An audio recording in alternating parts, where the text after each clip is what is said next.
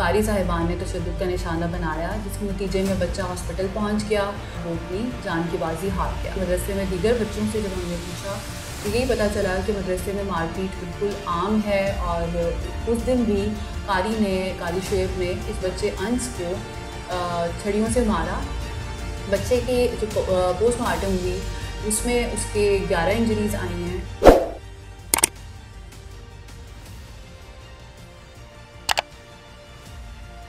मिलत पार्क में हमारे एक बहुत अनफॉर्चुनेट इंसिडेंट हुआ। एक मुकदमा दर्ज हुआ एक दादा की मुद्दत में 1420/23 मुकदमा, जिसमें दादा ने ये दरख्वास्त दी और ये FIR हुई कि उनके पोते को जिस मदरसे में वो जाता है वहाँ मौजूद कारी साहिबान ने तशद्दुद का निशाना बनाया, जिसके नतीजे में बच्चा हॉस्पिटल पहुँच गया और वहाँ वेंटिलेटर पर रहा और कुछ दिन वेंटिलेटर पर रहने के बाद वो अपनी जान की बाजी हार गया।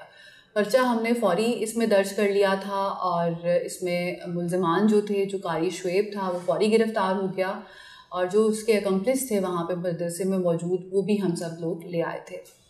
बच्चा काफ़ी दिन क्रिटिकल रहा और डॉक्टर्स ने यही कहा कि बच्चा बयान देने से कासिर है, तो हमने बच्चे का कोई स्टेटमेंट हम नहीं रिकॉर्ड कर सके। लेकिन मदरसे में दीगर बच्चों से जब हमने पूछा तो यही पता चला कि मदरसे में मारपीट बिल्कुल आम है और उस दिन भी कारी शुएब ने इस बच्चे अंस को छड़ियों से मारा और मारने की वजह ये थी कि उससे पिछले दिन बहुत तेज़ बारिश थी, तो बारिश की वजह से वो मदरसे नहीं आया, तो उसकी छुट्टी करने की जो वजह है उसकी वजह से उसको तशद्दुद का निशाना बनाया गया और छड़ियों से उसको मारा।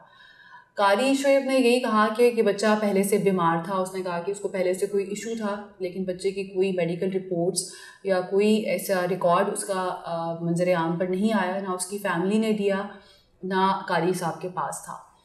और कारी ने बच्चे को जो मारा उसकी गवाही दीगर मदरसे के बच्चों ने भी दी।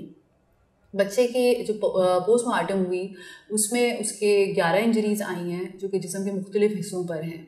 कारी ज़ेरे हिरासत है और हम इसको भी देख रहे हैं डिफरेंट एंगल से कि क्या मदरसे के बच्चे डर के वजह से झूठ बोल रहे हैं या शायद बच्चे को कोई किसी और तरह से चोट लगी। लेकिन चाहे जिस तरह भी हो, क्रिमिनल नेग्लिजेंस इसमें यह है कि बच्चे को कारी ने सुबह मारा 7 बजे के करीब और 7 से 4 बजे तक बच्चा मदरसे में ही रहा। उसे घर वालों को नहीं इतला दी गई, बच्चा नींद बेहोशी की हालत में था और बच्चे का एक और भाई अशर भी इसी मदरसे में ज़ेरे तालीम है। अशर को घर भिजवा दिया गया और अंस वहीं पर ही लेटा रहा।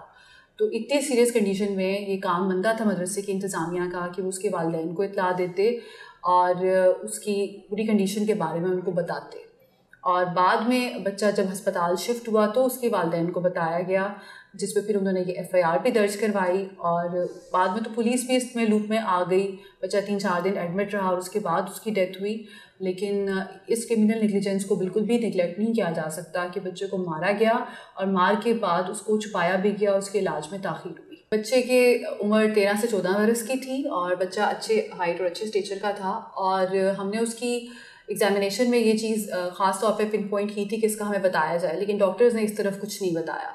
तो फ़िलहाल तो डॉक्टर्स की रिपोर्ट के मुताबिक ऐसा कुछ नहीं है, लेकिन सेक्सुअल असॉल्ट के लिए हमने उसके नमूना जात फिर भी भिजवा दिए हैं। डेली रूटीन में जो भी बच्चे गलतियाँ करते हैं तो ये उनको छड़ियों से मारना बिल्कुल इनकी रूटीन है।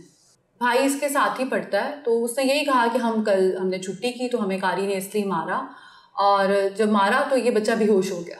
तो बेहोशी की इतला फिर घर उसके नहीं दी गई और जो बच्चा घर भिजवाया अशर, उसको भी ये कहा कि तुमने घर जाके नहीं बताना। तो पूरा दिन ये मदरसे में रहा। हो सकता है अगर इसको टाइम से अच्छा ट्रीटमेंट मिल जाता तो बच्चा शायद बच जाता।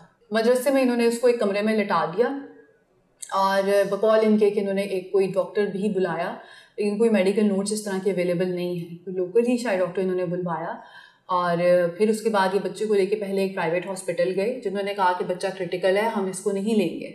उसके बाद फिर ये उसको लेके गंगाराम अस्पताल गए। वो कारी लेकर गया, साथ उसका स्टूडेंट था और एक और कारी था जो कि उसी मदरसे में पढ़ाता है।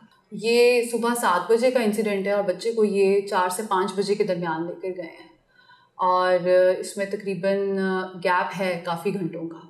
नहीं, जब बच्चा अस्पताल गया है ना तो इन्होंने उसके वालिदैन को तब इतला दी है, तो वो उसकी वालदा और उसका दादा डायरेक्ट फिर हॉस्पिटल पहुंचे। फादर इसके बाहर के मुल्क में थे और वो फिर बाहर के मुल्क से उसी रात वापस आ भी गए हैं। मेंटली तो फिट हैं, मेंटली तो कोई ऐसी एलिमेंट उनको नहीं है, लेकिन बिल्कुल ये नॉर्मल बात तो नहीं है कि आप बच्चों को मारें और इस तरह मारें, फिर अगर एक इशू बन गया है तो उसको इतनी देर तक प्रोलॉन्ग करें। मेंटली तो वो ठीक है, लेकिन वैसे उसके बारे में यही है, उसकी शोहरत यही है कि बच्चों को ये मारता है। कारी तो यही कहता है कि मैंने 4 से 5 डंडे मारे हैं और हाथों पर मारे हैं, लेकिन उसकी इंजरीज बाकी बॉडी पर भी हैं। जो उसकी इनिशियल जो रिपोर्ट है उसमें तो 11 इंजरीज हैं, उसके सर पर भी चोट है बच्चे के, और जिस्म के बाकी हिस्सों पर, कमर पर भी है, पेट पर भी है। लेकिन चूँकि फाइनल पोस्टमार्टम रिपोर्ट इसकी अभी नहीं आई तो ज़्यादा डिटेल इसकी मैं फिर बाद में शेयर कर सकती हूँ। नहीं, और कोई इस तरह का बच्चा नहीं है, क्योंकि ये बच्चा शायद थोड़ा वीक भी था और शायद इसको मारा भी ज़्यादा गया है, तो दोनों वजूहात बनी है। पेरेंट्स ज़ाहिर बात है रंजीदा हैं, क्योंकि उनका तो एक बहुत बड़ा लॉस है। तो लेकिन हमने बिल्कुल इसकी मेरिट पर तफ्तीश की है और इसमें हमने कोई कमी नहीं छोड़ी और ना ही हम छोड़ेंगे। इसमें मैं यही मैसेज दूंगी कि ठीक है, आप अपने बच्चों को मदरसे में भेजते हैं और दीनी तालीम के लिए, लेकिन ज़रूर चेक एंड बैलेंस रखें कि बच्चों को वहाँ पढ़ाया जा रहा है तो किस किस्म के माहौल में पढ़ाया जा रहा है, कौन लोग उनको पढ़ा रहे हैं, और बच्चे से अदरवाइज़ भी फीडबैक लें। अब इसका एक भाई घर जा चुका था दोपहर का 1 बजे का, लेकिन उससे भी वालिदैन ने फीडबैक नहीं लिया कि तुम्हारा दूसरा भाई क्यों नहीं आया। तो ये चीज़ें ज़रूरी हैं कि बच्चों से फीडबैक लें कि उनके उस्ताज़ा उनसे कैसा सलूक कर रहे हैं, कोई मारपीट तो नहीं है, कोई और इशू तो नहीं है।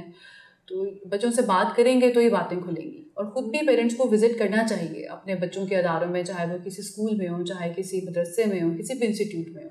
फ्रीक्वेंट विज़िट करें, चेक एंड बैलेंस रखें, तो ही ये मामला हल हो सकता है।